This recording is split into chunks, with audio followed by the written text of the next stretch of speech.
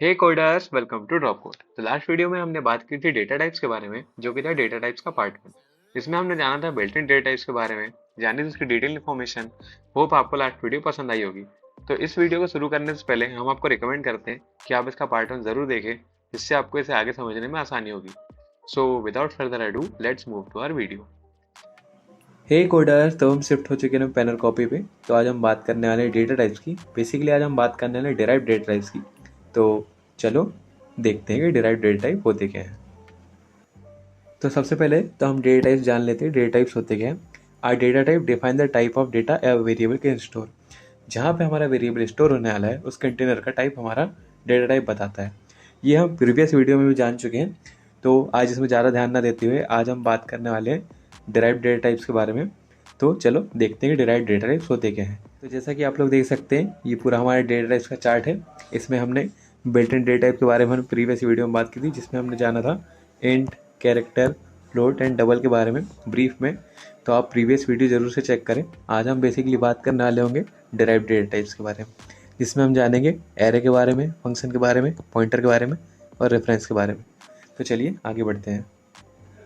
तो सबसे पहले देख लेते हैं डिराइव्ड डेटा टाइप्स। देखो, डिराइव्ड डेटा टाइप का मतलब क्या है।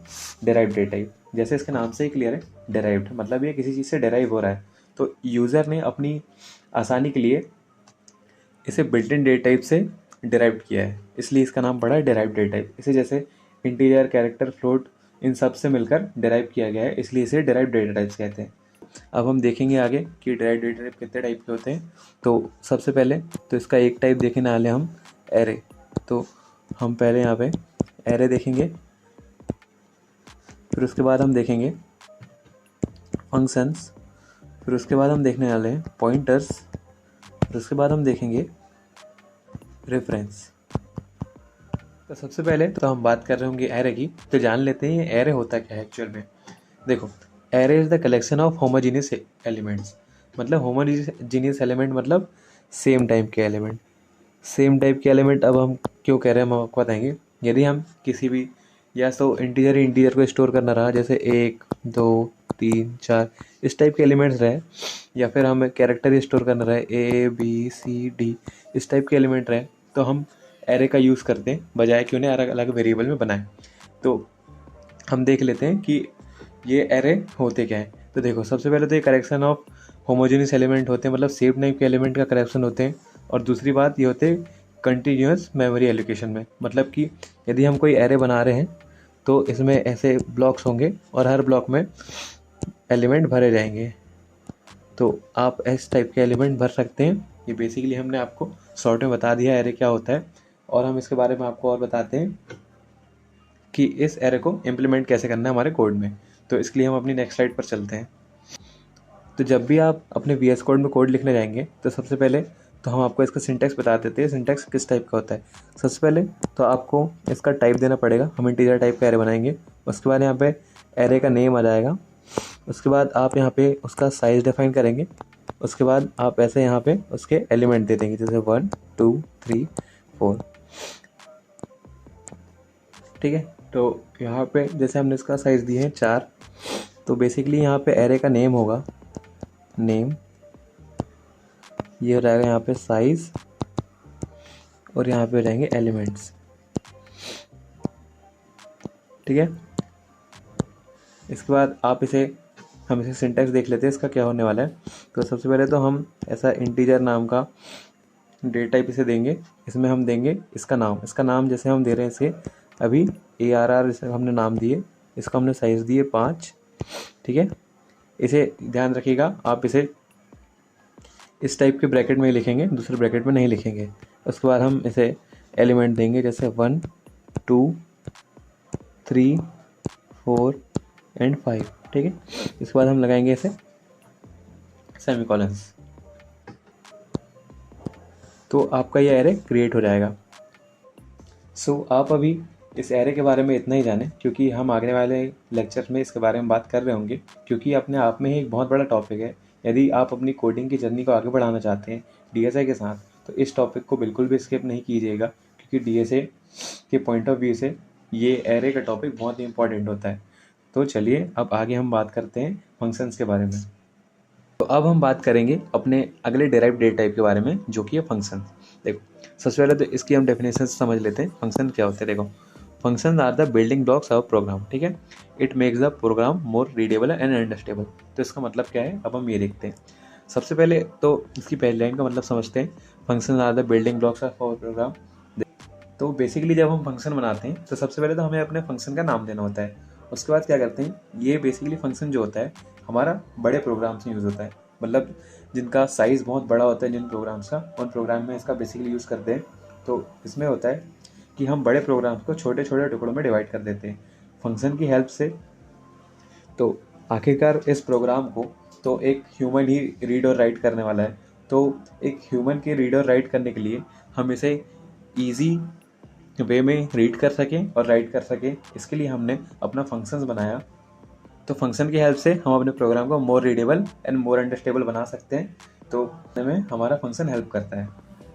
तो एज प्रीवियस, जो फंक्शंस हैं ये भी अपने आप में एक बहुत बड़ा टॉपिक है। तो इसे समझाने के लिए हम इसे आगे वाली वीडियो में आपको बताएंगे। इसकी इम्प्लीमेंटेशन बता देते हैं कि इसकी इम्प्लीमेंटेशन कैसे होने वाली है। तो चलते हैं अपनी नेक्स्ट स्लाइड पर। तो अब हम देखते हैं अपने फंक्शन का इम्प्लीमेंटेशन। तो सबसे पहले तो जब हम अपने फंक्शन को इम्प्लीमेंट करेंगे तो इसका हम सिंटेक्स देखते हैं। सबसे पहले तो आप इसको यहाँ पे इसका डेटा टाइप देना पड़ेगा। तो यहाँ पे इसका आएगा डेटा टाइप।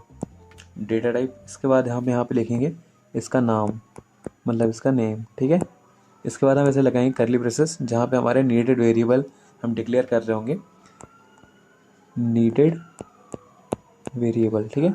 इसके बाद हम ऐसे करली ब्रेसेस लगाएंगे। इसके बाद हम वहाँ पे फंक्शन की प्रोसेसिंग या उसकी बॉडी लिखेंगे। उसके बाद ऐसा हमारा करली ब्रेसेस क्लोज हो जाएगा, ठीक है।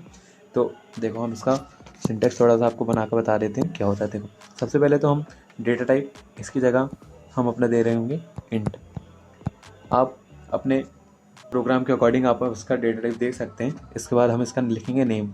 नेम में जैसे हम लिख देंगे, इसके जैसे अगर हम इसका कोई नेम दे रहे हैं, इसका हम नेम अपने अकॉर्डिंग कुछ भी दे सकते हैं। सबसे पहले तो हम इसको आप नेम देने वाले हैं डेमो। आप इसे अपना नाम भी दे सकते हैं, पर हम इसे फ़िलहाल डेमो दे देते हैं।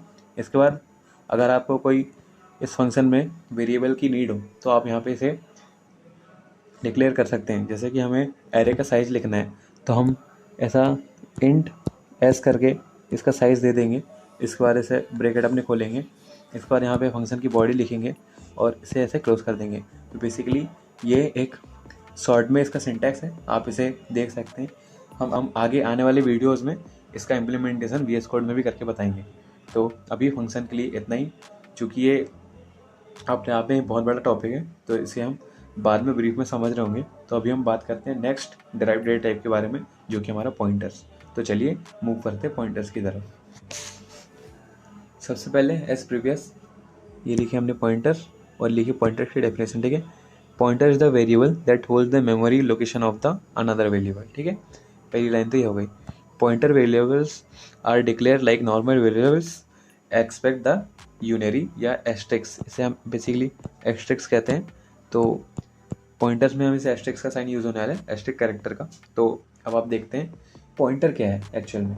पॉइंटर एक टाइप का वेरिएबल ही होता है, ठीक है, जो किसी अदर वेरिएबल की मेमोरी लोकेशन होल्ड करता है, ठीक है। मतलब हमारा पॉइंटर का बेसिकली काम क्या है, पॉइंटर्स का मेन मोटिव तो यही होता है किसी अनदर वेरिएबल का एड्रेस का निकालना। तो ये पॉइंटर्स भी एज प्रीवियस, इसका भी एक बहुत बड़ा ही टॉपिक है अलग से। तो इसे भी हम आगे आने वाली वीडियोस में समझेंगे। इसका हम थोड़ा सा इम्प्लीमेंटेशन देख लेते हैं। इसका इम्प्लीमेंटेशन आपको बता देते हैं कि थोड़ा बहुत होता कैसा है, जिससे आपको इसका बेसिक आइडिया लग जाए। तो सबसे पहले तो हम क्या करेंगे, अपना इंट ए नाम का वेरिएबल हमने डिफाइन कर दिया, ठीक है।